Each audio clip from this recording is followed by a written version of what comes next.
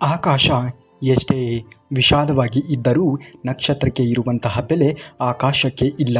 ಹಾಗೆಯೇ ಒಬ್ಬ ವ್ಯಕ್ತಿ ಎಷ್ಟೇ ಶ್ರೀಮಂತನಾಗಿ ಇದ್ದರೂ ಕೂಡ ಅವನ ಗುಣಕ್ಕೆ ಇರುವಂತಹ ಬೆಲೆ ಅವನಿಗೆ ಇರುವುದಿಲ್ಲ.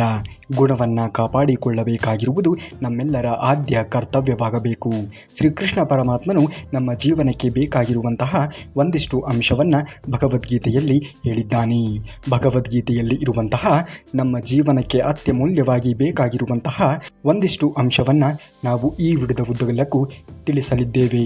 ಹಾಗಾಗಿ ವಿಡಿಯೋನ ಎಲ್ಲೂ ಕೂಡ ಸ್ಕಿಪ್ ಮಾಡದೆ ಸಂಪೂರ್ಣವಾಗಿ ವಿಡಿಯೋನ ನೋಡಿ ಸಂಪೂರ್ಣವಾಗಿರುವಂತಹ ಮಾಹಿತಿಯನ್ನು ಪಡೆದುಕೊಳ್ಳಿ.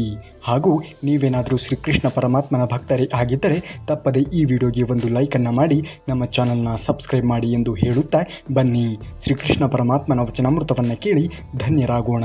ಬದುಕಿನಲ್ಲಿ ನಾಳೆ ಎಂಬ ಅವಕಾಶ ಎಂದಿಗೂ ಕೂಡ ಇರುತ್ತದೆ. ಆದರೆ ನಿನ್ನೆಗಳಲ್ಲೇ ನಾವು ಕಳೆದು ಹೋಗಬಾರದು. ಎಲ್ಲ ಗೊತ್ತಿದ್ದರೂ ಕೂಡ ಗೊತ್ತಿಲ್ಲದಂತೆ ಇದ್ದು ಬಿಡಬೇಕು. ಜೀವನದಲ್ಲಿ ಕೆಲವೊಮ್ಮೆ ಮಾತನಾಡಬೇಕು, ಕೆಲವೊಮ್ಮೆ ಮಾತು ಬಂದರೂ ಕೂಡ ಮಾತನಾಡದೇ ಇರುವ ರೀತಿಯಲ್ಲಿ ನಾವು ಜೀವನವನ್ನು ನಿರ್ವಹಿಸಬೇಕಾಗುತ್ತದೆ.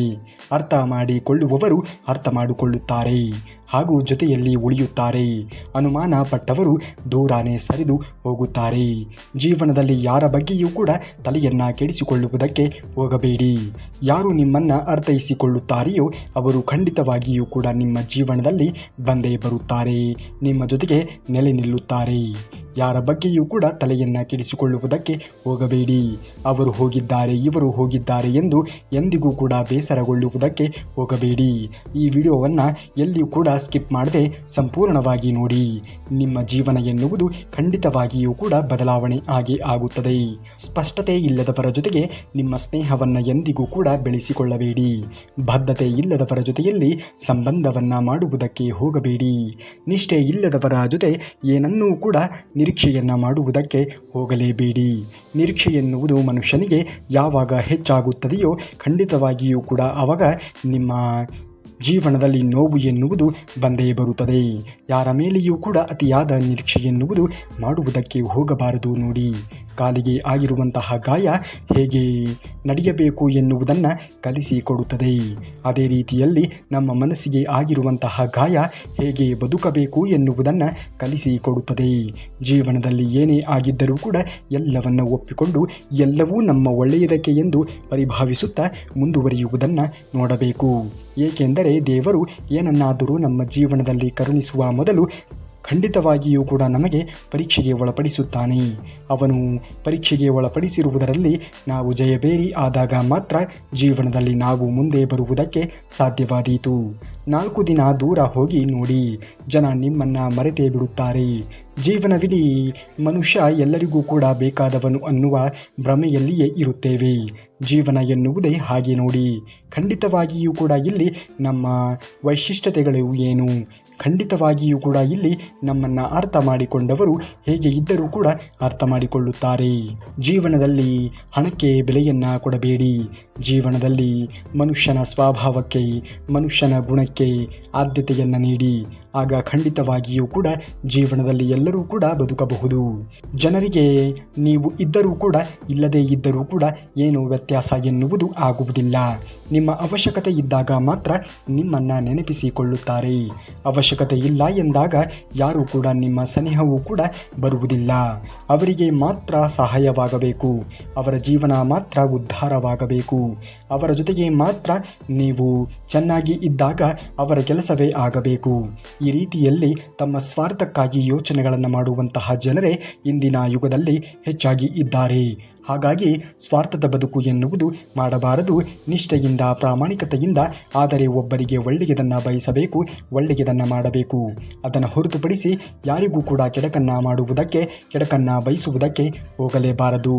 ಅದಕ್ಕಾಗಿಯೇ ನೀವು ನಿಮಗೋಸ್ಕರ ಬದುಕಿ ಎಲ್ಲರನ್ನ ಸಂತೋಷವಾಗಿ ಇಟ್ಟುಕೊಳ್ಳುವಂತಹ ಪ್ರಯತ್ನವನ್ನು, ಜೀವಂತ ಕಪ್ಪೆಗಳನ್ನು ಕೂಡ ತಕ್ಕಡಿಯಲ್ಲಿ ಕೂರಿಸಿದಂತೆಯೇ ಆಗುತ್ತದೆ. ಹಾಗಾಗಿ ಯಾರೂ ಕೂಡ ಇಲ್ಲಿ ನಿಮ್ಮನ್ನು ಒಪ್ಪಿಕೊಳ್ಳುವುದಕ್ಕೆ ಸಾಧ್ಯವೇ ಇಲ್ಲ. ಹೇಗೆ ಕಪ್ಪೆ ಎನ್ನುವುದು ಒಂದು ಜಾಗದಲ್ಲಿ ಕೂರುವುದಕ್ಕೆ ಸಾಧ್ಯವೇ ಇಲ್ಲವೋ ಹಾಗೆಯೇ ನೀವು ಜೀವನದಲ್ಲಿ ಯಾರನ್ನು ಹೇಗೆ ನೋಡಿಕೊಂಡರೂ ಕೂಡ ಅವರು ನಿಮ್ಮನ್ನು ಒಪ್ಪಿಕೊಳ್ಳುತ್ತಾರೆ, ಅವರು ನಿಮ್ಮನ್ನು ಮನ್ನಿಸುತ್ತಾರೆ, ಅವರು ನಿಮ್ಮನ್ನು ಅರ್ಥೈಸಿಕೊಳ್ಳುತ್ತಾರೆ ಎನ್ನುವ ಯಾವ ರೀತಿಯ ನಂಬಿಕೆಯೂ ಕೂಡ ಬೇಡ. ನಾವು ಕೆಟ್ಟ ಸಮಯದ ಜೊತೆಗೆ ಜೀವನವನ್ನು ನಡೆಸಿದಾಗಲೇ ಗೊತ್ತಾಗುವುದು ಯಾರು ನಮ್ಮವರು ಯಾರು ನಮ್ಮವರಲ್ಲ ಎನ್ನುವ ಸತ್ಯ. ಹಾಗಾಗಿ ಯಾರ ಮೇಲೆಯೂ ಕೂಡ ಜೀವನದಲ್ಲಿ ಅತಿಯಾದ ನಿರೀಕ್ಷೆ ಎನ್ನುವುದು ಮಾಡಲೇಬಾರದು. ಜಾತಕದಲ್ಲಿ ಶನಿ ಇದ್ದರೂ ಕೂಡ ಪರವಾಗಿಲ್ಲ, ಆದರೆ ಪಕ್ಕದಲ್ಲಿ ಶನಿಯ ಮಾತ್ರ ಇರಬಾರದು. ಅದು ತುಂಬಾ ನಮ್ಮ ಜೀವನಕ್ಕೆ ಅಪಾಯವನ್ನು ಉಂಟು ಮಾಡುತ್ತದೆ. ಉಪವಾಸ ಇದ್ದು ಸಂಪಾದನೆ ಮಾಡಿ ನಾಳೆ ನಿಮ್ಮ ಮಕ್ಕಳ ಭವಿಷ್ಯಕ್ಕೆ ಒಳ್ಳೆಯದಾಗುತ್ತದೆ. ಆದರೆ ನೀವು ಸಂಪಾದನೆ ಮಾಡುವಂತಹ ಹಣ ಇನ್ನೊಬ್ಬರ ಹೊಟ್ಟೆಯನ್ನು ಒಡೆದು ಸಂಪಾದನೆ ಮಾಡುವುದಕ್ಕೆ ಹೋಗಬೇಡಿ. ಖಂಡಿತವಾಗಿಯೂ ಕೂಡ ಇಂದಿನ ಕಾಲದಲ್ಲಿ ಯಾರು ಏನನ್ನ ಮಾಡುತ್ತಾರೆಯೋ ಅವರೇ ಅದನ್ನು ಅನುಭವಿಸಬೇಕಾಗುತ್ತದೆ. ಜೀವನದಲ್ಲಿ ಯಾರ ಮೇಲೆಯೂ ಕೂಡ ಅತಿಯಾದ ಅವಲಂಬನೆ ಎನ್ನುವುದು ಬೇಡವೇ ಬೇಡ. ಬೇರೆಯವರ ಹೊಟ್ಟೆಯ ಮೇಲೆ ಒಡೆದು ಸಂಪಾದನೆ ಮಾಡಿದರೆ ನೀವು ಮಾಡಿದಂತಹ ಪಾಪ ನಿಮ್ಮ ಮಕ್ಕಳಿಗೆ ತಟ್ಟುತ್ತದೆ ಎನ್ನುವುದನ್ನು ಮರೆಯಬೇಡಿ. ಜೀವನದಲ್ಲಿ ನೀವು ಅನುಭವಿಸದೇ ಇದ್ದರೂ ಕೂಡ ಅದು ನಿಮ್ಮ ಮುಂದೆ ಬರುವಂತಹ ಪೀಳಿಗೆಯಾದರೂ ಕೂಡ ಅದನ್ನು ಅನುಭವಿಸಬೇಕಾಗುತ್ತದೆ. ಯಾವಾಗಲೂ ಏನಾದರೂ ಪ್ರಯತ್ನವನ್ನು ಮಾಡುತ್ತಲೇ ಇರಬೇಕು. ಅಂದಾಗಲೇ ಜೀವನದಲ್ಲಿ ಗೆಲ್ಲುವುದಕ್ಕೆ ಸಾಧ್ಯವಾದೀತು. ಗೆದ್ದರೆ ನಮ್ಮ ಮನೆಯವರು ಸಂತೋಷವನ್ನು ಪಡುತ್ತಾರೆ, ಸೋತರೆ ಪಕ್ಕದ ಮನೆಯವರು ಸಂತೋಷವನ್ನು ಪಡುತ್ತಾರೆ ಎಂದುಕೊಂಡು ಜೀವನದಲ್ಲಿ ಮುಂದುವರಿಯುವುದನ್ನು ನೋಡಬೇಕು. ಯಾರೋ ಏನೋ ಹೇಳುತ್ತಿದ್ದಾರೆ ಎಂದು ಎಂದಿಗೂ ಕೂಡ ತಲೆಯನ್ನು ಕೆಡಿಸಿಕೊಳ್ಳುವುದಕ್ಕೆ ಹೋಗಲೇಬೇಡಿ.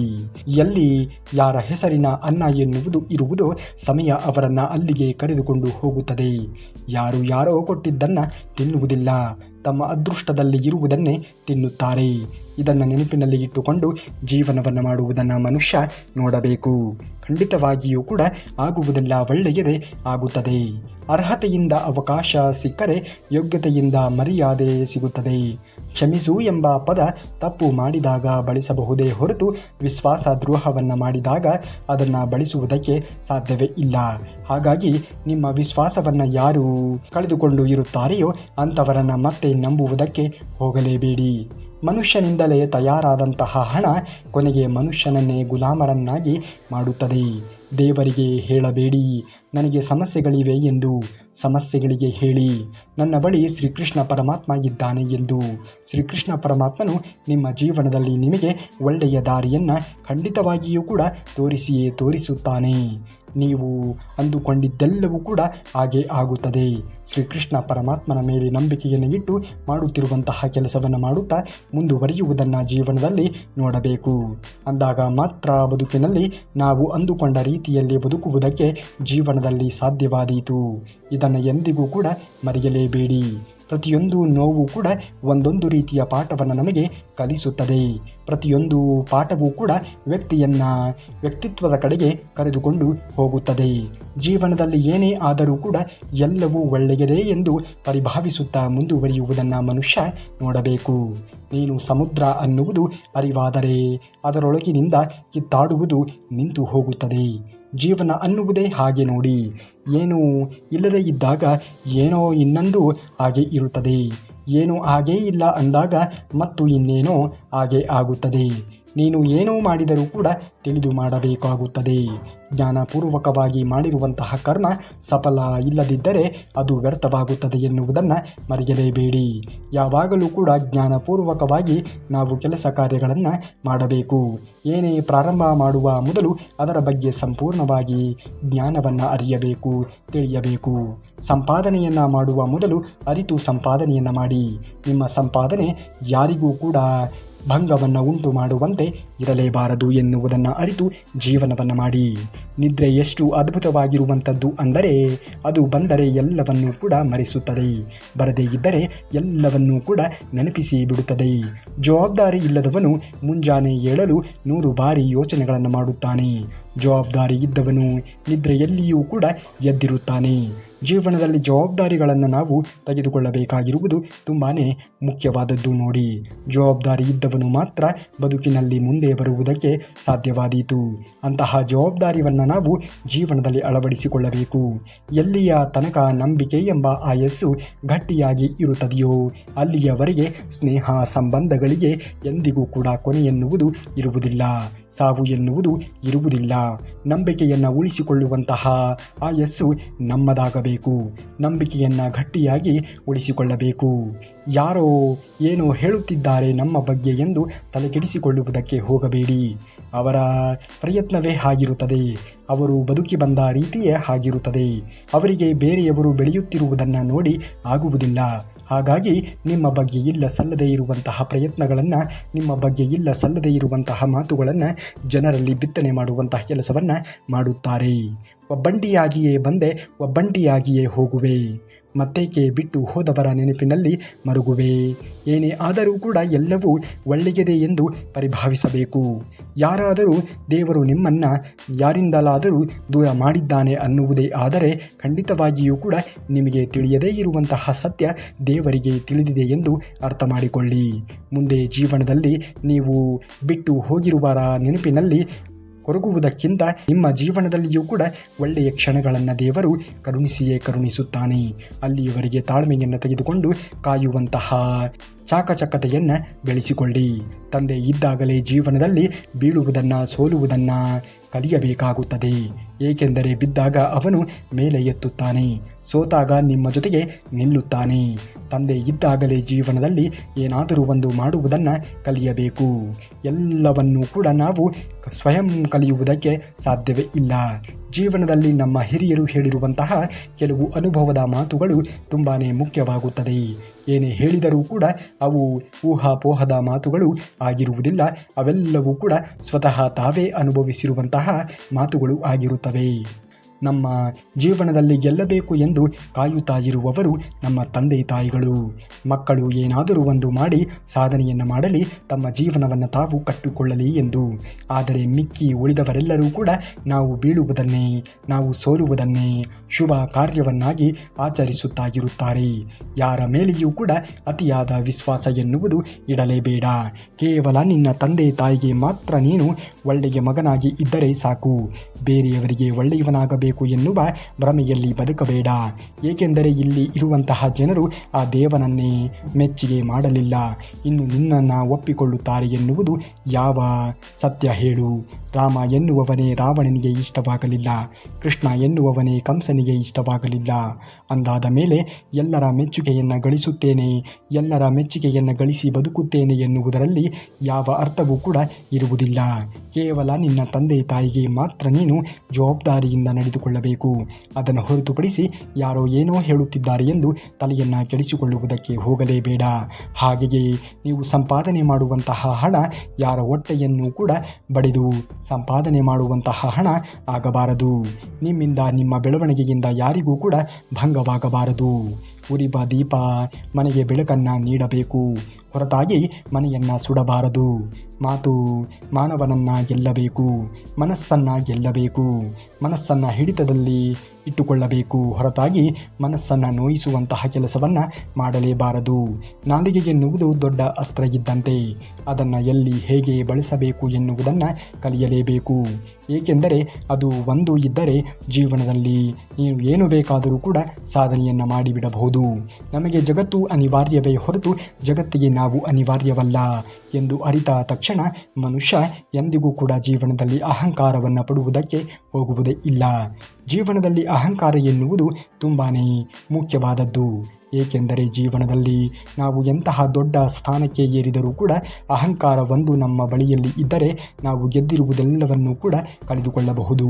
ಅಹಂಕಾರವನ್ನು ತ್ಯಾಗ ಮಾಡಿ ಜೀವನದಲ್ಲಿ ಯಾರು ಬದುಕುತ್ತಾರೆಯೋ ಅವರು ಮಾತ್ರ ಬದುಕಿನಲ್ಲಿ ಎಲ್ಲ ಸಂಬಂಧಗಳಲ್ಲಿ ಆಗಿರಬಹುದು, ತನ್ನ ಜೀವನದಲ್ಲಿಯೇ ಆಗಿರಬಹುದು, ತನ್ನ ವ್ಯವಹಾರಗಳಲ್ಲಿಯೇ ಆಗಿರಬಹುದು ಮುಂದುವರಿಯುತ್ತಾನೆ. ಜೀವನದಲ್ಲಿ ಯಾರು ಉದ್ಧಾರ ಮಾಡುವುದಕ್ಕೆ ಆಗುವುದೇ ಇಲ್ಲ. ಯಾರು ಯಾರನ್ನೂ ಕೂಡ ಹಾಳು ಮಾಡುವುದಕ್ಕೂ ಕೂಡ ಆಗುವುದಿಲ್ಲ. ಅವರವರ ಯೋಚನೆ, ಅವರು ಮಾಡುವಂತಹ ಕೆಲಸ ಅವರ ಉದ್ಧಾರಕ್ಕೆ ಹಾಗೂ ಅವರು ಹಾಳಾಗುವುದಕ್ಕೆ ಮೂಲ ಕಾರಣವಾಗಿರುತ್ತದೆ. ಹಾಗಾಗಿ ಜೀವನದಲ್ಲಿ ಸದಾಕಾಲ ಹಸನ್ಮುಖಿಯಾಗಿ ಇರುವುದನ್ನು ಕಲಿಯಬೇಕು. ಸದಾಕಾಲ ಯಾವುದಾದರೂ ಒಂದು ಚಟುವಟಿಕೆಯಲ್ಲಿ ಭಂಗವಾಗಿ ಇರುವುದನ್ನು ನೋಡಬೇಕು. ಅಂದಾಗ ಮಾತ್ರ ಬದುಕಿನಲ್ಲಿ ಮುಂದೆ ಬರುವುದಕ್ಕೆ ಸಾಧ್ಯವಾದೀತು ಎನ್ನುವ ಸತ್ಯವನ್ನು ಅರಿತು ಜೀವನವನ್ನು ಮಾಡುವುದನ್ನು ಮನುಷ್ಯ ನೋಡಬೇಕಾಗುತ್ತದೆ. ಓಟದ ಸ್ಪರ್ಧೆಯಲ್ಲಿ ಭಾಗವಹಿಸಿದಾಗ ಗೆಲ್ಲಬಹುದು ಅಥವಾ ಸೋಲಲೂಬಹುದು ಅಷ್ಟೇ. ಒಂದು ವೇಳೆ ನೀವು ಭಾಗವಹಿಸದೇ ಇದ್ದಲ್ಲಿ ನೀವು ಗೆಲ್ಲುವಂತಹ ಪ್ರಶ್ನೆಯೇ ಬರುವುದಿಲ್ಲ. ಹಾಗಾಗಿ ಜೀವನದಲ್ಲಿ ಭಾಗವಹಿಸಬೇಕು. ಭಾಗವಹಿಸುವುದರಿಂದ ಸೋಲುತ್ತೀರೋ ಗೆಲ್ಲುತ್ತೀರೋ ಎನ್ನುವುದು ನಿಮಗೆ ಅದೇ ಕಲಿಸಿಕೊಡುತ್ತದೆ. ಜೀವನದಲ್ಲಿ ಸೋಲಾದರೆ ಮತ್ತೆ ಹೇಗೆ ಗೆಲ್ಲಬೇಕು ಎನ್ನುವುದನ್ನು ಕಲಿತುಕೊಳ್ಳಬೇಕು. ಒಂದು ವೇಳೆ ಗೆಲುವು ಆದರೆ ಮುಂದೆ ಮತ್ತಷ್ಟು ಗೆಲುವನ್ನು ಹೇಗೆ ಸಾಧಿಸಬೇಕು ಎನ್ನುವುದರ ಬಗ್ಗೆ ಯೋಚನೆಗಳನ್ನು ಮಾಡಬೇಕು. ಯಾವತ್ತೂ ಪ್ರಯತ್ನ ಮಾಡದೆಯೇ ಸೋಲುವುದಕ್ಕಿಂತ ಪ್ರಯತ್ನವನ್ನು ಪಟ್ಟು ಸೋಲುವುದು ತುಂಬಾ ಒಳ್ಳೆಯದು. ಅದು ಮುಂದೆ ನಿಮ್ಮ ಗೆಲುವನ್ನು ಅತಿ ಸುಲಭವನ್ನಾಗಿ ಮಾಡುತ್ತದೆ. ಜೀವನದಲ್ಲಿ ಸೋಲಾಯಿತು ಎಂದು ಕೊರಗುತ್ತಾ ನೀವು ಒಂದು ಮೂಲೆಯಲ್ಲಿ ಕೂರುವ ಬದಲು ಯಾವ ಕಾರಣದಿಂದಾಗಿ ನಾನು ಸೋತೆ ಎನ್ನುವುದಾಗಿ ಯೋಚನೆಗಳನ್ನು ಮಾಡಿ ಆ ಕಾರಣಗಳನ್ನು ಪಟ್ಟಿ ಮಾಡಿ ಮುಂದೆ ಆ ಕಾರಣಗಳನ್ನು ನೀವು ಮಾಡದೇ ಇರುವ ರೀತಿಯಲ್ಲಿ ನೋಡಿಕೊಳ್ಳಿ. ಖಂಡಿತವಾಗಿಯೂ ಕೂಡ ಆಗ ಜೀವನದಲ್ಲಿ ಯಾವ ರಂಗದಲ್ಲಾದರೂ ಕೂಡ ಪರವಾಗಿಲ್ಲ, ನಿಮ್ಮ ಕೆಲಸಗಳಲ್ಲಿ ನೀವು ಯಶಸ್ವಿಯಾಗುವುದಕ್ಕೆ ಸಾಧ್ಯವಾಗುತ್ತದೆ. ತಪ್ಪದೆ ಈ ವಿಡಿಯೋಗೆ ಹೈಪ್ ಮಾಡಿ. ಲೈಕ್ ಮಾಡದೆ ನೋಡುತ್ತಿರುವವರು ಲೈಕನ್ನು ಮಾಡಿ. ನಿಮ್ಮ ಜೀವನಕ್ಕೆ ಬೇಕಾಗುವ ಅತ್ಯಮೂಲ್ಯ ಅಂಶಗಳನ್ನು ನಾವು ಹೊತ್ತು ತರುವಂತಹ ಪ್ರಯತ್ನವನ್ನು ಪ್ರತಿದಿನವೂ ಕೂಡ ಮಾಡುತ್ತೇವೆ. ತಪ್ಪದೆ ನಮ್ಮ ಚಾನಲ್ನ ಸಬ್ಸ್ಕ್ರೈಬ್ ಮಾಡಿ. ನಿಮ್ಮ ಎಲ್ಲ ಸಮಸ್ಯೆಗಳಿಗೆ ಸಹನೆಯ ಕೊರತೆಗೆ ಕಾರಣವಾಗಿರುತ್ತದೆ. ನಮ್ಮ ಬಹಳ ದೊಡ್ಡ ಸಮಸ್ಯೆ ಏನು ಅಂದರೆ ಇನ್ನೂ ಸಮಯ ಇದೆ ಅಂತ ನಮಗೆ ನಾವೇ ಅಂದುಕೊಳ್ಳುವುದು. ಸಮಯ ಬರುತ್ತಲೇ ಇರುತ್ತದೆ, ಸಮಯ ಕಳೆಯುತ್ತಲೇ ಇರುತ್ತದೆ. ಆದರೆ ಬಂದು ಹೋಗಿರುವಂತಹ ಸಮಯವನ್ನು ನಾವು ಹೇಗೆ ಸದುಪಯೋಗ ಮಾಡಿಕೊಂಡಿದ್ದೇವೆ, ಹೇಗೆ ಆ ಸಮಯವನ್ನು ಬಳಸಿಕೊಂಡಿದ್ದೇವೆ ಎನ್ನುವುದು ತುಂಬಾ ಮುಖ್ಯವಾಗುತ್ತದೆ. ಅದರ ಆಧಾರದ ಮೇಲೆಯೇ ನಮ್ಮ ಜೀವನ ಎನ್ನುವುದು ಯಶಸ್ವಿ ಆಗಬೇಕು ಅಥವಾ ನಮ್ಮ ಜೀವನ ಎನ್ನುವುದು ಸೋಲಿನತ್ತ ಪಯಣವನ್ನು ಮಾಡಬೇಕು ಎನ್ನುವುದು ಅವಲಂಬಿತವಾಗಿರುತ್ತದೆ. ಸರಿಯಾದ ಸಮಯವನ್ನು ಸರಿಯಾದ ರೀತಿಯಲ್ಲಿ ಸದುಪಯೋಗ ಮಾಡಿಕೊಳ್ಳುವುದನ್ನು ಮನುಷ್ಯ ನೋಡಬೇಕು. ಸಮಯದಷ್ಟು ವೇಗವಾಗಿ ಯಾವುದು ಕೂಡ ಹೋಗುವುದಿಲ್ಲ, ಉಳಿದ ಎಲ್ಲವೂ ಕೂಡ ನಿಲ್ಲುತ್ತದೆ. ಆದರೆ ಸಮಯ ಯಾರಿಗೋಸ್ಕರವೂ ಕೂಡ ಯಾವತ್ತಿಗೂ ನಿಲ್ಲುವುದೇ ಇಲ್ಲ. ಹಾಗಾಗಿ ಇಂದಿನ ಸಮಯವನ್ನು, ಇಂದಿನ ದಿನವನ್ನು, ಇಂದಿನ ಘಳಿಗೆಯನ್ನು, ಈ ಒಂದು ನಿಮಿಷವನ್ನು ಸರಿಯಾದ ರೀತಿಯಲ್ಲಿ ವ್ಯಯ ಮಾಡಬೇಕು. ಪ್ರತಿದಿನವೂ ಕೂಡ ದೇವರು ನಮಗೆ ಕೊಟ್ಟಿರುವಂತಹ ವರ. ಹಾಗಾಗಿ ನಾವು ಆ ಒಂದು ವರವನ್ನು ಸರಿಯಾದ ರೀತಿಯಲ್ಲಿ ಸದುಪಯೋಗ ಮಾಡಿಕೊಂಡಾಗ ಮಾತ್ರ ಬದುಕಿನಲ್ಲಿ ನಾವು ಮುಂದೆ ಬರುವುದಕ್ಕೆ ಸಾಧ್ಯವಾದೀತು. ದೇವರು ಯಾರಿಗೂ ಕೂಡ ಸಮಯಾವಕಾಶವನ್ನು ಕೊಡುವುದಿಲ್ಲ. ನಿನಗೆ ಕೊಟ್ಟಿದ್ದಾನೆ ಎಂದರೆ ನೀನು ಏನೋ ಮಾಡುವನಿದ್ದೇನೆ ಎಂದು ಅರ್ಥ ಮಾಡಿಕೊಳ್ಳಬೇಕು. ದೇವರಿಗೆ ಧನ್ಯವಾದವನ್ನು ತಿಳಿಸಬೇಕು. ಇಂದಿನ ಜನ್ಮವನ್ನು, ಇಂದಿನ ದಿನವನ್ನು ನನಗಾಗಿ ನೀಡಿದ್ದಕ್ಕಾಗಿ. ಈ ದಿನವನ್ನು ನೀಡಿದ್ದಾನೆ ದೇವರು ಅಂದರೆ ನಾನು ಏನಾದರೂ ಒಂದು ಮಾಡೇ ಮಾಡುತ್ತೇನೆ. ಅದು ಓದಿನಲ್ಲಿ ಆಗಿರಬಹುದು, ಅದು ಕೆಲಸಗಳಲ್ಲಿ ಆಗಿರಬಹುದು, ಅಥವಾ ನನ್ನ ಗುರಿಯ ಕಡೆಗೆ ಆಗಿರಬಹುದು. ಪಯಣ ಎನ್ನುವುದು ಇವತ್ತಿನಿಂದಲೇ ಶುರು ಮಾಡಿ, ಈ ಕ್ಷಣದಿಂದಲೇ ಶುರು ಮಾಡಿ. ನಿದ್ದೆ ಮಾಡುವುದು ಇದ್ದೇ ಇರುತ್ತದೆ, ಆದರೆ ನಾವು ಹೇಗೆ ನಿದ್ದೆ ಮಾಡುತ್ತೇವೆ ಎನ್ನುವುದು ತುಂಬಾ ಮುಖ್ಯವಾದದ್ದು. ಜೀವನದಲ್ಲಿ ನಾವು ಸೋಲಬಾರದು ಅನ್ನುವುದೇ ಆದರೆ ಮೊದಲು ಪ್ರಯತ್ನಗಳನ್ನು ಪಡಬೇಕು. ಆ ಸೋಲಿಗೆ ಕಾರಣಗಳನ್ನು ಪಟ್ಟಿ ಮಾಡಿ ಅದನ್ನು ಬಗೆಗೆ ಒತ್ತಿ ಮುಂದುವರಿಯುವುದನ್ನು ನೋಡಬೇಕು. ಎಲ್ಲವೂ ಕಳೆದುಕೊಂಡಿದ್ದೇನೆ ಅಂತ ನಿಮಗೆ ಅನಿಸಿದಾಗ ಒಂದು ಕ್ಷಣ ಮರವನ್ನು ನೆನೆಸಿಕೊಳ್ಳಿ. ಏಕೆಂದರೆ ಮರ ಪ್ರತಿ ವರ್ಷವೂ ಕೂಡ ಮತ್ತೊಮ್ಮೆ ಎಲೆಗಳನ್ನು ಧರಿಸಿಕೊಳ್ಳುವುದಕ್ಕೆ ಆ ಒಂದು ಸಮಯಕ್ಕೋಸ್ಕರ ಪ್ರತಿ ವರ್ಷವೂ ಕೂಡ ಕಾಯುತ್ತಲೇ ಇರುತ್ತದೆ. ನಮ್ಮ ಸಮಯಕ್ಕೋಸ್ಕರ ನಾವು ಕಾಯಬೇಕು. ಮಾಡುವ ಕೆಲಸವನ್ನು ಪ್ರತಿದಿನವೂ ಕೂಡ ಮಾಡುತ್ತಾ ಮುಂದುವರಿಸಬೇಕು. ಯಾವುದೂ ಕೂಡ ಇಲ್ಲಿ ಅರೆ ಕ್ಷಣದಲ್ಲಿ ಸಿಗುವುದಿಲ್ಲ. ಏನೇ ಮಾಡಬೇಕಾದರೂ ಕೂಡ, ಏನೇ ಜಯಿಸಬೇಕಾದರೂ ಕೂಡ ಅದಕ್ಕೆ ಅದರದ್ದೇ ಆಗಿರುವಂತಹ ಪ್ರಯತ್ನವನ್ನು ನಾವು ಖಂಡಿತವಾಗಿಯೂ ಕೂಡ ಪಡಬೇಕಾಗಿರುವಂಥದ್ದು ಅತ್ಯವಶ್ಯಕ. ನೋಡಿ, ನಿಮ್ಮ ಕಣ್ಣ ಮುಂದೆ ಮಾತ್ರ ಅಲ್ಲ, ನಿಮ್ಮ ಬೆನ್ನ ಹಿಂದೆ ಯಾರು ಪ್ರಾಮಾಣಿಕವಾಗಿ ಇರುವವರೋ ಅವರೇ ನಿಮ್ಮ ನಿಜವಾದ ಸ್ನೇಹಿತರು, ಅವರೇ ನಿಮ್ಮ ನಿಜವಾದ ಬಂಧುಗಳು. ಕೊಂಕು ಮಾತುಗಳನ್ನು ಆಡುವವರು, ನಿಮ್ಮ ಬೆನ್ನ ಹಿಂದೆ ಇಲ್ಲ ಸಲ್ಲದೇ ಇರುವ ರೀತಿಯಲ್ಲಿ ನಿಮ್ಮನ್ನು ತಿರುಚಿ ನಿಮ್ಮ ಬಗ್ಗೆ ಅವಹೇಳನಕಾರಿಯಾಗಿ ಮಾಹಿತಿಗಳನ್ನು ಅಥವಾ ರವಾನೆಯನ್ನು ಮಾಡುವಂಥವರು ಎಂದಿಗೂ ಕೂಡ ನಿಮ್ಮ ಆತ್ಮರು ಆಗುವುದಕ್ಕೆ ಸಾಧ್ಯವೇ ಇಲ್ಲ. ಅಂಥವರನ್ನು ಎಂದಿಗೂ ಕೂಡ ನಿಮ್ಮ ಜೀವನದಲ್ಲಿ ಸೇರಿಸಿಕೊಳ್ಳುವುದಕ್ಕೆ ಹೋಗಬೇಡಿ, ಕೊಂಚ ದೂರವೇ ಇಟ್ಟಿರುವುದನ್ನು ನೋಡಬೇಕು. ಯಾರೇ ವ್ಯಕ್ತಿ ನಿಮ್ಮ ಜೊತೆಯಲ್ಲಿ ಇದ್ದಾನೆ ಅನ್ನುವುದೇ ಆದರೆ ಆ ವ್ಯಕ್ತಿ ಯಾವಾಗಲೂ ಕೂಡ ಹಸನ್ಮುಖಿಯಾಗಿ ಇರಬೇಕು. ಯಾರಿಗೂ ಕೂಡ ದ್ರೋಹವನ್ನಾಗಲಿ ವಂಚನೆಯನ್ನಾಗಲಿ ಕಪಟವನ್ನಾಗಲಿ ಬಗೆಯುವಂತಹ ಮನಸ್ಸು ಉಳ್ಳಂತಹ ವ್ಯಕ್ತಿ ಆಗಲೇಬಾರದು. ಮನಸ್ಸು ಎನ್ನುವುದು ಯಾವಾಗಲೂ ಕೂಡ ಮೃದುವಾಗಿ ಇರಬೇಕು. ಯಾರಿಗೂ ಕೂಡ ಕೆಡಕನ್ನು ಬಯಸಬಾರದು, ಆದರೆ ಒಳ್ಳೆಯದನ್ನು ಮಾಡಬೇಕು ಎನ್ನುವ ಸ್ವಭಾವದವನು ಆಗಬೇಕು. ಅಂಥವರನ್ನು ಮಾತ್ರ ಜೀವನದಲ್ಲಿ ನಿಮ್ಮ ಅಕ್ಕಪಕ್ಕದಲ್ಲಿ ಹೊಂದಿಸಿಕೊಳ್ಳಿ. ಹೋಗುವವರು 1000 ಜನರು ಇರುತ್ತಾರೆ. ತಪ್ಪು ಮಾಡಿದಾಗ ತಿದ್ದುವ ಒಬ್ಬೇ ಒಬ್ಬ ಒಳ್ಳೆಯ ಮಿತ್ರ, ಒಬ್ಬೇ ಒಬ್ಬ ಒಳ್ಳೆಯ ಗುರು, ಒಬ್ಬೇ ಒಬ್ಬ ಒಳ್ಳೆಯ ಸ್ನೇಹಿತ ಇದ್ದರೆ ಸಾಕು, ನಮ್ಮ ಜೀವನ ಎನ್ನುವುದು ಪಾವನವಾಗುತ್ತದೆ. ನಾವು ಏನಾದರೂ ತಪ್ಪು ಮಾಡಿದಾಗ ನಮ್ಮ ತಪ್ಪನ್ನು ನಮ್ಮ ಮುಂದೆಯೇ ಹೇಳುವವನೇ ನಿಜವಾದ ಸ್ನೇಹಿತ. ನಮ್ಮ ತಪ್ಪನ್ನು ಕಂಡವರ ಎದುರಿಗೆ ಹೇಳುವವನು ಅವನು ಖಂಡಿತವಾಗಿಯೂ ಕೂಡ ನಮ್ಮ ಸ್ನೇಹಿತನಾಗುವುದಕ್ಕೆ ಸಾಧ್ಯವೇ ಇಲ್ಲ. ಅನ್ಯರ ಸಂತೋಷದಲ್ಲಿ ಪಾಲುದಾರನು ಆಗುವುದು ಮಾತ್ರವಲ್ಲ, ಕಾರಣರೂ ಕೂಡ ಆಗಬೇಕು. ಬೇರೊಬ್ಬರ ನೋವಿನಲ್ಲಿ ಪಾಲುದಾರನೂ ಆಗಬೇಕು. ಆದರೆ ಯಾವತ್ತೂ ಕೂಡ ಇನ್ನೊಬ್ಬರ ನೋವಿಗೆ ನಾವು ಕಾರಣರು ಆಗಲೇಬಾರದು. ಖಂಡಿತವಾಗಿಯೂ ಕೂಡ ನಾವು ಏನೇ ಕೆಲಸವನ್ನು ಮಾಡಿದರೂ ಕೂಡ ದೇವರು ಗಮನಿಸುತ್ತಾ ಇರುತ್ತಾನೆ.